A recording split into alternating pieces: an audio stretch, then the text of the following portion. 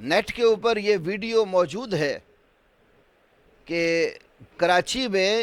Police افسران باقاعدہ press conference کر کے بتا رہے ہیں کہ تمہارے لوگ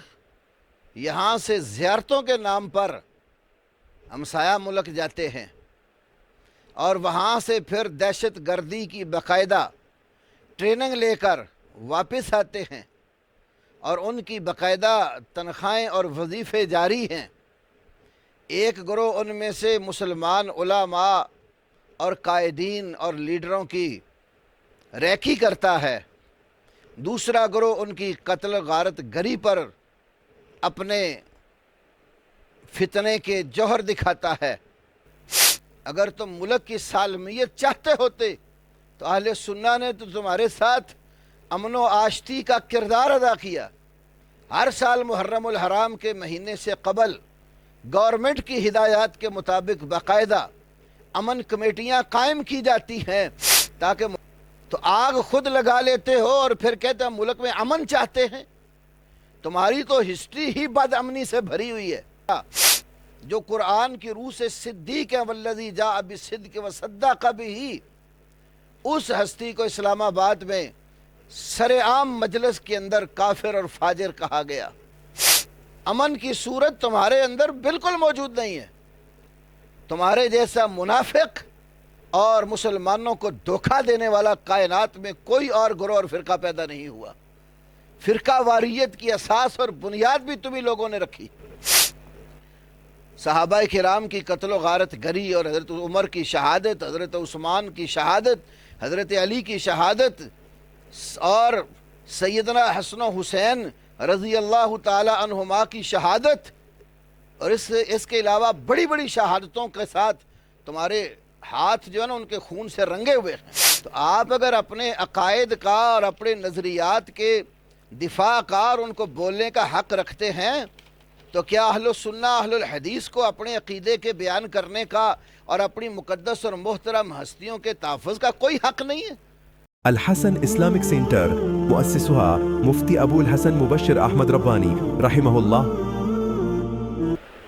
بسم اللہ الرحمن الرحیم۔ میرے عزیز مسلمان بھائیوں، آج کی ہماری گفتگو ایک اس ویڈیو کلپ کے بارے میں ہے جو فیس بک پر اور کئی دوسرے اکاؤنٹس پر شیئر کیا گیا، جس میں ایک رافضی جس کا نام سید شہریار رضا آبدی ہے، وہ اپنے آپ کو بڑا صاف ستھرا اور فتنہ پروری سے دھلا ہوا ظاہر کرتے ہوئے مخاطب ہوتے ہوئے کہتا ہے کہ اس وقت جو ہماری گفتگو ہے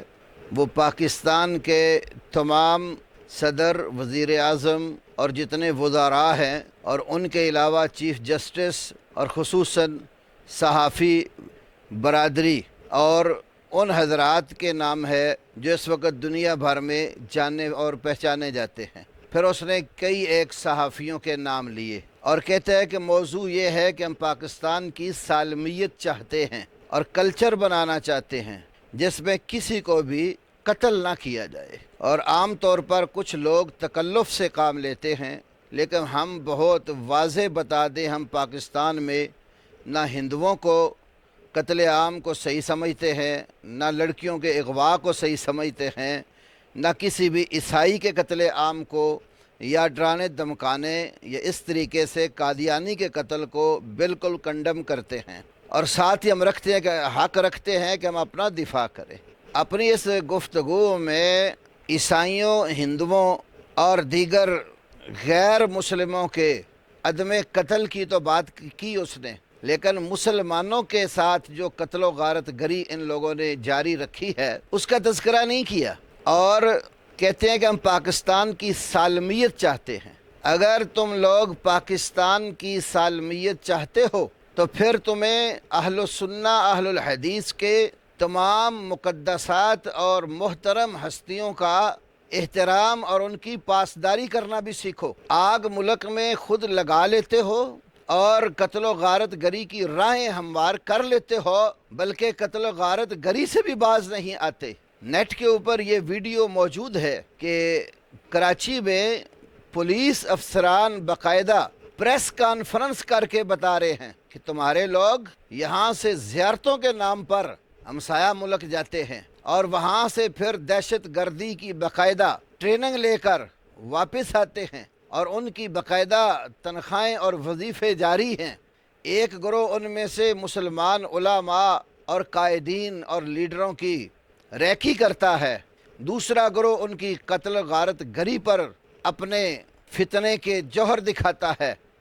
یہ بات کسی سے ڈکی چھپی نہیں ہے، اور یہ تمہاری ہسٹری آج کی نہیں ہے۔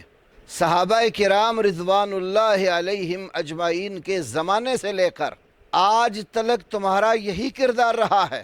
اور تم نے سب سے پہلے مسلمانوں کو کافر کہنے کی بنیاد رکھی ہے۔ تمہاری بے شمار کتابوں میں جیسے کتاب الروضہ من الکافی اور دیگر کتابوں میں موجود ہے کہ نبی کریم صلی اللہ علیہ وسلم کے پاک باز گروہ اور وہ صحابہ کرام رضوان اللہ علیہم اجمعین جن کی شان اقدس میں قرآن مقدس کی بے شمار آیات موجود ہیں، ان سب صحابہ کرام کو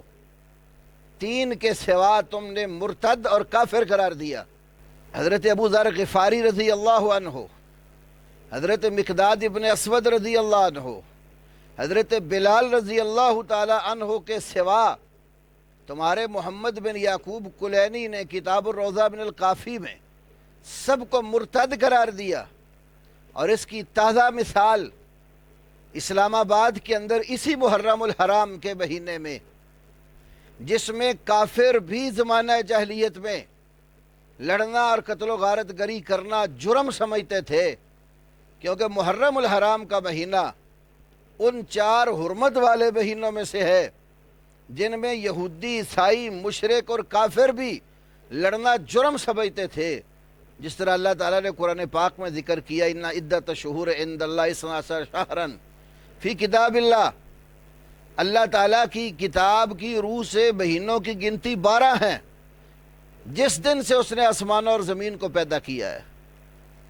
پھر اللہ تعالیٰ نے اس کے بعد آگے اسی آیت میں فرمایا منہا اربعۃ حرم، اور ان 12 میں سے 4 مہینے حرمت والے ہیں۔ رسول مکرم شفیع معظم خاتم النبیین حضرت محمد کریم صلی اللہ علیہ وسلم نے اس کی توضیح فرمائی ہے کہ 3 مہینے تو لگاتار ہیں، ذیقعد، ذوالحج اور محرم، اور چوتھا مہینہ رجب۔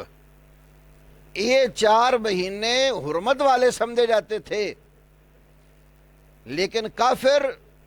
جب ان مہینوں میں لڑنے کا پروگرام بناتے تھے تو ان کی حرمت کو پامال کر دیتے تھے اور مہینوں کی گنتی کو آگے پیچھے کر لیتے تھے، نام مہینوں کے چینج کر کے اپنا جرم کر لیتے تھے، اور پھر اس مہینے کی جگہ دوسرے مہینے کو حرمت والا سمجھ لیتے تھے۔ اس ماہ مقدس کے اندر اسلام آباد کی سرزمین پر تمہارے آصف رضا علوی نے امت مسلمہ کے دلوں کو زخمی کیا، اور مسلمانوں کے خلیفہ اول سیدنا ابو بکر صدیق رضی اللہ تعالی عنہ، جن کو قرآن ثانی اثنین اذ ہما فی الغار کہتا ہے، جس کو قرآن نبی کریم صلی اللہ علیہ وسلم کا صاحب کہتا ہے، یقول لصاحبہ لا تحزن ان اللہ معنا، جو قرآن کی روح سے صدیق ہے، والذی جاء بالصدق وصدق بہ، اس ہستی کو اسلام آباد میں سر عام مجلس کے اندر کافر اور فاجر کہا گیا۔ تو آگ خود لگا لیتے ہو اور پھر کہتے ہیں ملک میں امن چاہتے ہیں۔ تمہاری تو ہسٹری ہی بد امنی سے بھری ہوئی ہے۔ سیدنا عمر فاروق رضی اللہ تعالی عنہ کی شہادت سے لے کر آج تلک سینکڑوں نہیں لاکھوں مسلمانوں کا قتل تمہاری گردن کے اوپر ہے، اور پھر عوام کے سامنے آ کر بڑے بھولے بن کر اپنے آپ کو یہ کہتے کہ ملک کی سالمیت چاہتے ہیں۔ اگر تم ملک کی سالمیت چاہتے ہوتے تو اہل سنہ نے تو تمہارے ساتھ امن و آشتی کا کردار ادا کیا۔ ہر سال محرم الحرام کے مہینے سے قبل گورنمنٹ کی ہدایات کے مطابق باقاعدہ امن کمیٹیاں قائم کی جاتی ہیں تاکہ محرم الحرام میں کوئی بد امنی پیدا نہ ہو، اور اس کے پیچھے تمہاری سازشیں کار فرما ہوتی ہیں، دوسروں کو امن کا جھانسا دے کر اپنی مجالس میں ان کی مقدس اور محترم ہستیوں کو کافر، فاجق اور تبرہ بازی جو ہے اس سے کام لیتے ہو، اور تمہاری اپنی کتب کے مطابق جس طرح رجال مامکانی میں عبداللہ مامکانی نے، اور اسی طرح فرق الشیعہ نوبختی کی جو تمہاری معتبر کتاب ہے، ان کتابوں میں موجود ہے کہ یہ تبرہ بازی اور صحابہ کو گالیاں دینے کا طریقہ یہ عبداللہ ابن سبا یہودی کا ایجاد کردہ ہے۔ اس یہودی کے ایجاد کردہ طریقے کو لے کر صحابہ کرام کو گالیاں، امہات المومنین کی توہین اور رسول اللہ صلی اللہ علیہ وسلم کی بنات طیبات کا انکار اور ان کا نسب پیغمبر سے توڑ کر غیر پیغمبر کے ساتھ قائم کرتے ہو، اور پھر کہتے ہو ہم امن چاہتے ہیں۔ امن کی صورت تمہارے اندر بالکل موجود نہیں ہے۔ تمہارے جیسا منافق اور مسلمانوں کو دھوکہ دینے والا کائنات میں کوئی اور گروہ اور فرقہ پیدا نہیں ہوا۔ فرقہ واریت کی اساس اور بنیاد بھی تمہیں لوگوں نے رکھی۔ صحابہ کرام کی قتل و غارت گری اور حضرت عمر کی شہادت، حضرت عثمان کی شہادت، حضرت علی کی شہادت، اور سیدنا حسن و حسین رضی اللہ تعالی عنہما کی شہادت، اور اس کے علاوہ بڑی بڑی شہادتوں کے ساتھ تمہارے ہاتھ جو ہے نا ان کے خون سے رنگے ہوئے ہیں۔ میں انشاءاللہ ابھی بعد میں کچھ تذکرہ بھی کروں گا حوالہ جات کا، کیونکہ تم نے اس سلسلے میں بھی کہا کہ ان قاتلوں کو واضح کرو جو حضرت حسین کے قاتل ہیں۔ آج میں انشاءاللہ اس نشست میں یہ بھی عرض کر دوں گا تمہاری معتبر کتب کے حوالہ جات سے کہ حضرت حسین کے قاتل کون تھے۔ تو بہرحال اپنا دفاع کرنے کا کہتا ہے ہم حق رکھتے ہیں، تو آپ اگر اپنے عقائد کا اور اپنے نظریات کے دفاع کا اور ان کو بولنے کا حق رکھتے ہیں، تو کیا اہل السنہ اہل الحدیث کو اپنے عقیدے کے بیان کرنے کا اور اپنی مقدس اور محترم ہستیوں کے تحفظ کا کوئی حق نہیں ہے؟ جس قاعدے قانون کے ساتھ تم اپنے باطل نظریات کے تحفظ کے حق کی بات کرتے ہو، ہم اسی قاعدے اور قانون کے ساتھ اپنے مقدسات اور اپنی محترم ہستیوں اور اپنے عقائد کے تحفظ کا بھی حق رکھتے ہیں۔ ڈائیلاگ والا راستہ تو تم لوگوں نے خود نہیں اپنایا۔ ہر سال محرم الحرام کی آمد سے قبل امت مسلمہ کو دھوکہ دے کر اور امن و آشتی کے نام پر امن کمیٹیاں بنوا کر مسلمانوں کی پیٹھ میں چھرا گھونپتے ہو، اور برسر بازار رسول کریم صلی اللہ علیہ وسلم کے اصحاب پر لعن طعن کرتے ہو۔ کراچی میں تبت سینٹر پر کیا کچھ نہیں ہوا۔ صحابی رسول سیدنا ابو سفیان رضی اللہ تعالی عنہ اور ان کے بیٹے سیدنا معاویہ رضی اللہ تعالی عنہ اور دیگر کئی صحابہ کرام کا نام لے کر تم لوگوں نے تبرہ بازی کی۔ یہ کس سے ڈکی چھپی بات ہے؟ اس طریقے سے کیا تم امن چاہتے ہو؟ یہ امن کا راستہ ہے؟